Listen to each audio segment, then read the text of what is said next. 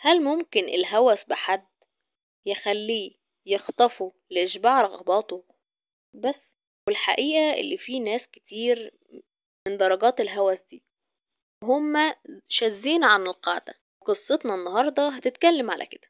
هتتكلم مع فايزة وهي واقفة عند محطة الباص ومستنية الباص بتاعها عشان ترجع لبيتها زي كل يوم. والقصة بتبتدي يوم 3 فبراير 2010. فايزة أشرف الساعة 6 الصبح، وفايزة راحت إن هي تقف على موقف الباص عشان تستنى الباص اللي هيوصلها لحد شغلها بشكل طبيعي جدا. ولكن فجأة تلاقي عربية زرقاء وقفت قدامها، وهي بصت باستغراب ولكن سكتت.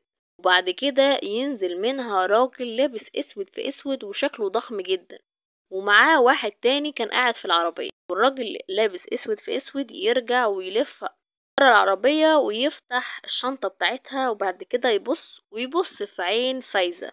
وبعد ما يبص في عينها يعرف اللي عليها الدور والمختارة. عشان كده يجي هو والراجل اللي اداله إشارة في المراية الأمامية وينزلوا ويمسكوا فايزة ويكتموا نفسها وبقها ويحطوها في شنطة العربية. لكن مع صوتها الشديد وهي في شنطة العربية وبتقاوم على قد ما تقدر، ولكن الساعة كانت الساعة 6 الصبح، يعني محدش هيسمعها تقريبا. بعد ما العربية مشيت تقريبا لحد نص ساعة، فايزة حست ان العربية وقفت، وبعد كده ان في خطوات حذاء جنبها، لحد ما لقيت الراجل الضخم اللي كان لابس اسود في اسود فتح شنطة العربية وقال لها الجملة التالية: ما تخافيش، انا مش هخلص عليكي، ولكني قابض فلوس عشان اخطفك مش اكتر. هنا انا وانتو مش فاهمين اي حاجة. عشان نفهم لازم نعرف مين فايزة دي. فايزة هي واحدة الرقم التانية من الأبناء، وفي عيلة دافية وجميلة ومليانة نشاط وحيوية ومعروفة باحترامها وأدبها في المنطقة. ودايما كانوا مجتهدين في شغلهم وفي دراستهم عشان يشرفوا أهلهم. أسرة عادية جدا متكونة من الدفى والحب. لكن من إحدى الناس اللي كانت دايما متعلقة بفايزة، وكمان اجتماعيتها الزيادة مع الناس وقد إيه أي حد كان ممكن يتكلم معاها كان يحبها، كان ولد اسمه شمرز بيشتغل سواق وقريب من عيلة فايزة. حقيقي الإعجاب كان جاي من الولد بس. فايزة ما كانتش بتشوفه غير خارج إطار التجمعات العائلية وبس، يعني ما كانتش تعرفه بأي شكل شخصي، مجرد شخص قريب من العيلة وصاحب وعيل من العيلة المجاورة اللي صديقة عيلتهم مش أكتر. وحقيقي ما كانش مهم عندها، لكن الولد بقى كان مهووس بيها.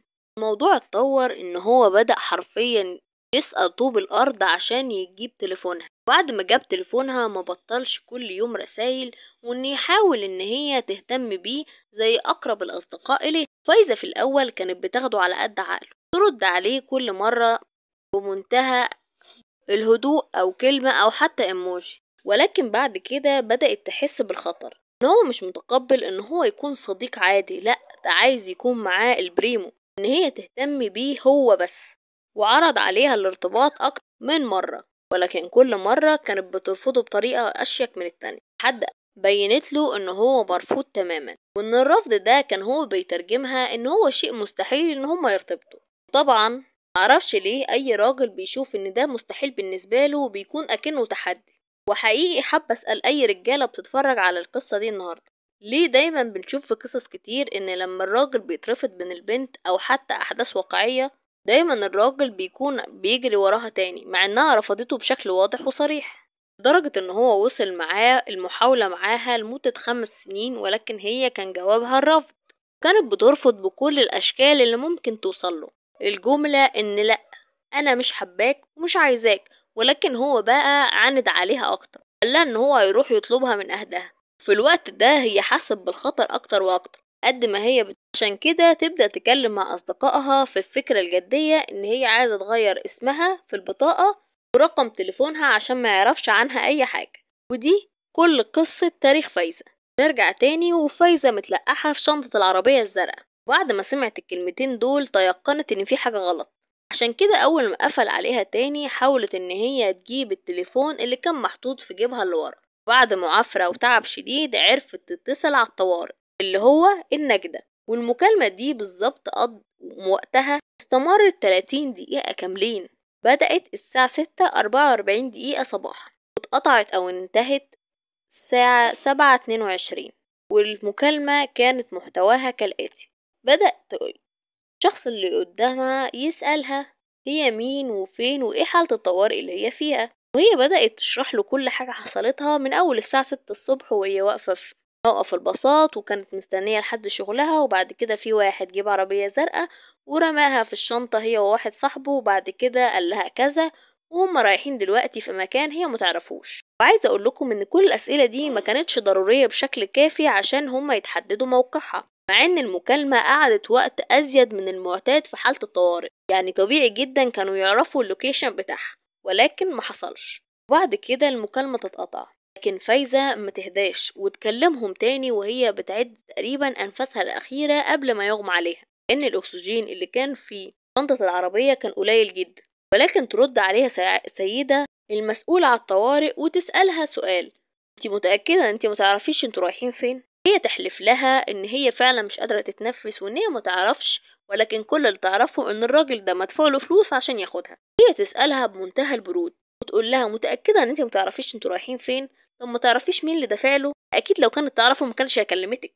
ولكن تعامل الشرطة كان بطيء جدا جدا معاها. لكن قبل ما المكالمة التانية تتقطع، المسؤولة تسألها للمرة التالتة: هل انت شاكة في حد يكون دافع له الفلوس ولا لا؟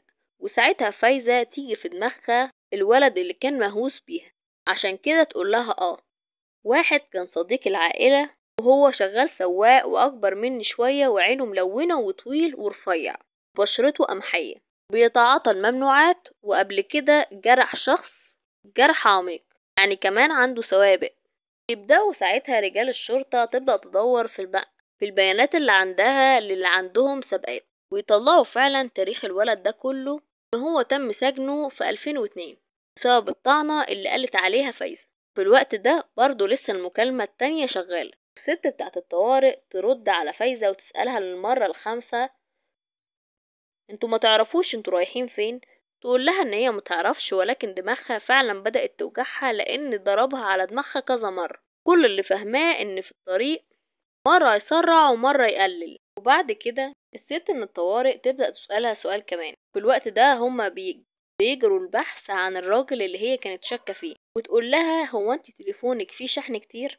تقول لها ولكن خايفاه حد ياخده مني. تقول لها: بس حاولي ان تليفونك يفضل مفتوح وما يتقفلش. ساعتها سألتها سؤال وجيه جدا: طب لو التليفون اتقفل او اتاخد مني مش هتعرفوا توصلوا لي؟ طبعا ده المكالمة كلها كانت في منتهى الانهيار بالنسبة لفايزة. حط نفسك مكانها وهي موجودة في شنطة العربية والأكسجين قاعد بيقل، واللي سايق بيها العربية داخل في سرعة جنونية.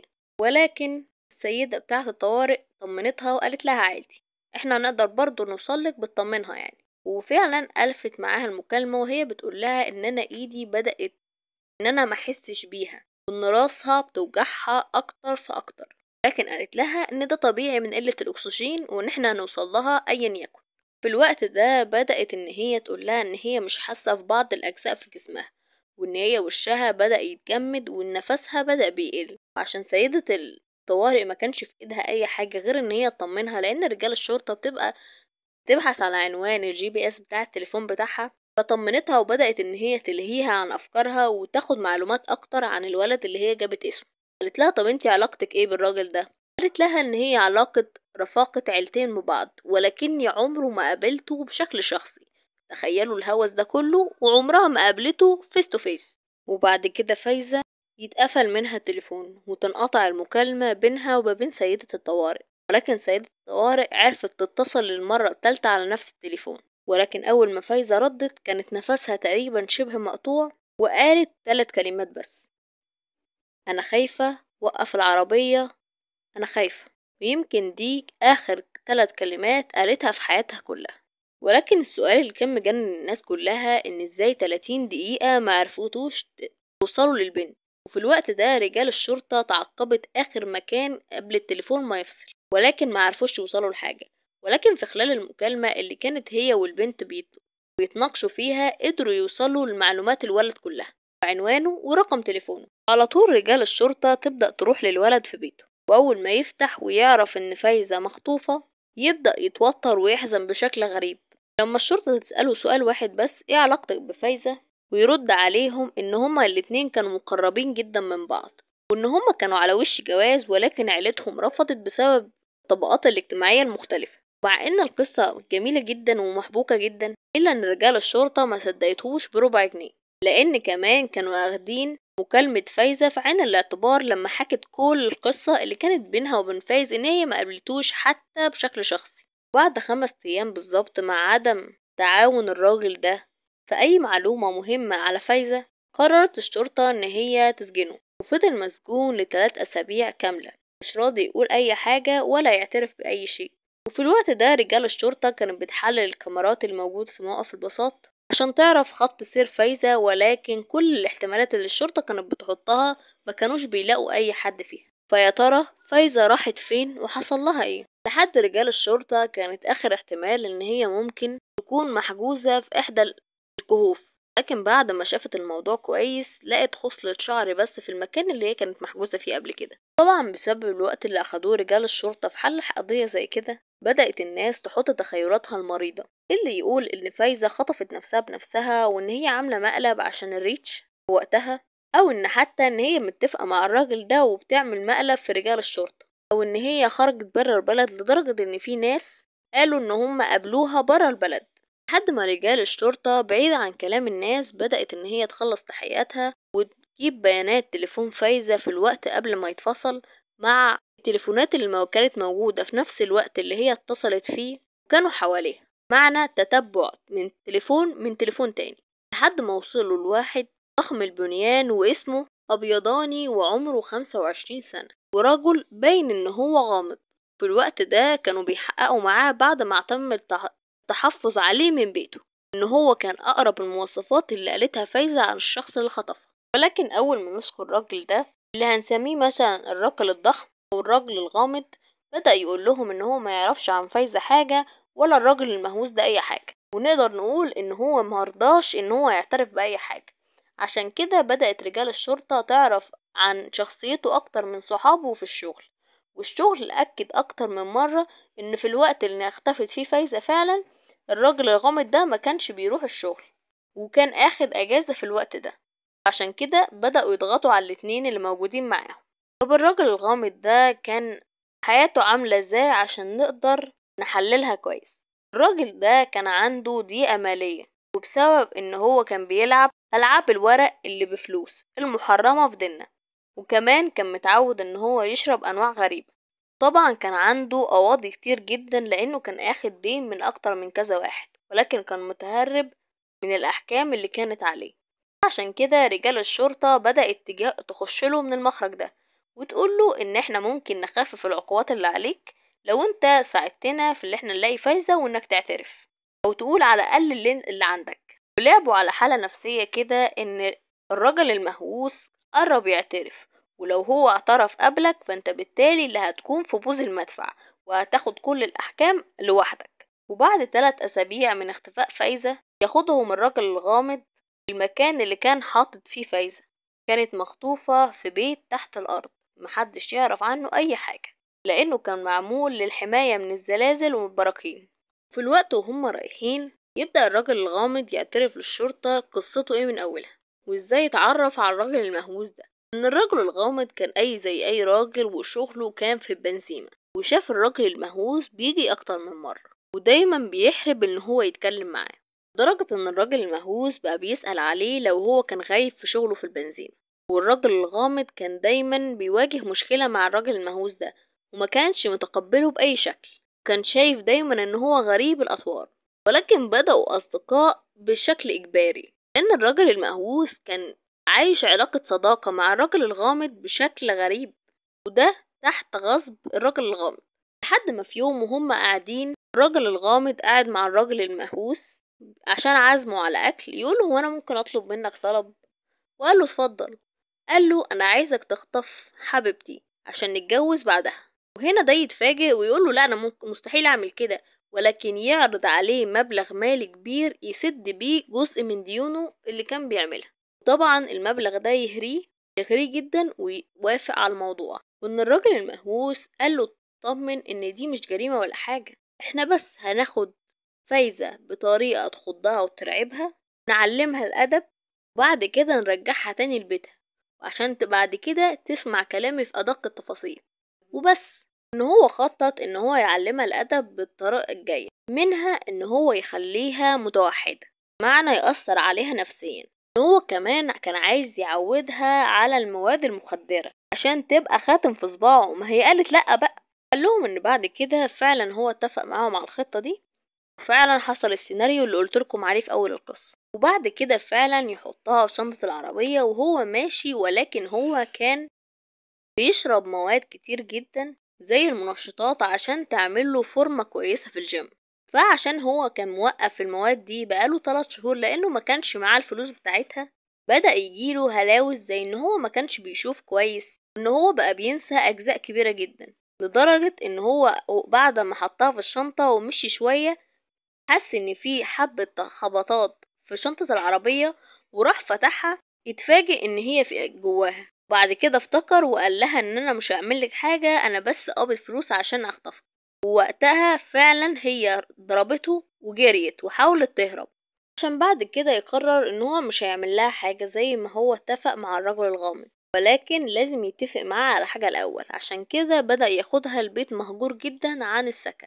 هنا وقف العربية ورجع وفتح شنطة العربية، ولسه هيقول لها ان خلاص مفيش خطف وتقدري تمشي ولكن ما تبلغيش الشرطة عليا، لقاها ان هي ما بتردش. افتكر في الاول ان هي ممكن يبقى مغمى عليها بسبب قلة التنفس لانه كان حاطط لزقة على بقها في المرة التانية، ولكن بدأ يفحصها كويس ويهزها اكتر من مرة، ولكن هي ما بتجيبش منطق. بعد كده بص على الحبل اللي هي كان حاطه على رقبتها وايديها، وطلع ان الحبل اللي على رقبتها ده كان مشدود زيادة عن اللزوم. طبعا مع قلة التنفس فهي توفت بالطريقة دي. ولكن في كلامه كان في حاجة غلط وقلق الشرطة، لان في اخر كلامه قال ان هو دفنها في البيت ده. ولكن بعد استخراج الجثة من المكان ده عرفوا ان هو محفور بقاله كتير جدا ومن قبل وقت الوفاة. فانت لو جاي ولقيت ان الشخص ده فجأة كده توفى، هتكون محضر قبره بنفسك؟ بعيدة دي. في الوقت ده جثمان فايزة يتحول على أهلها عشان يتعمل لها جنازة كبيرة جدا يشهد عليها أهل البلد كلهم في أكبر مسجد في البلد. ولكن بعد سنة في تحقيق في القضية دي اتحكم عليهم إن هما قتلوا من الدرجة التانية والاختطاف، ولكن مش قتل عن طريق العمد.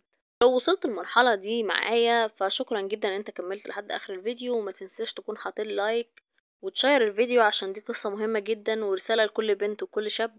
كمان تسيب لنا كومنت عن رأيك والسؤال اللي انا سألته في اول الحلقة. وبعد سنة من وفاة فايزة اتحكم عليهم بالتالي. الرجل الغامض اللي كان اسمه هارفي اتحكم عليه ب17 سنة سجن، والراجل المهووس كان اسمه شمريز واتحكم عليه ب8 سنين بس لانه ما كانش ليه دور فعال في القضية اللي هم قدامهم. ولكن ده كان في 2018، يعني طلع في السنة دي. بس تعالى اقول لكم ايه اللي حصل على ارض الواقع، عشان الشعب وقتها صار على الحكم ده وان هو ما كانش عادل، لانه شمريز كان ممكن يطلع بعد كده ويتبع بنت تانية لمجرد ان هو مهووس بيها، وان هي رفضت الارتباط بيه زي فايزة بالظبط اللي حتى ما شافتوش بالعين. وعشان كده يتعادى الإحكام عليهم ويكونوا أقل رحمة وقتها، وشمريز وقتها يتحاكم ب19 سنة والتاني 18 سنة بدل 17. في الآخر حابة أقول لكم إن القصة دي كلها كانت في النرويج، وفايزة وشمريخ كانوا من باكستان وكانوا مهاجرين للنرويج. والقصة دي بتمعن فيها كذا رسالة. أولا كل بنت بتقول للراجل إن لأ، حاولي تحترسي منه على قد ما تقدري لأن العالم كله مريض حرفيا، سواء بقى قصة عربية أو قصة أجنبية فهي العقل واحد. طبعا احنا بنشوف سيناريوهات كتير قوي في الواقع وفي القصص. ونصيحة للأولاد والرجالة، لما البنت تقول لكم لأ ان هي مش عايزاك، مش معنى كده انك تقرب اكتر زي ما أستاذ بهاء سلطان بيقول، لأ معناها كده ان انت تبعد بجد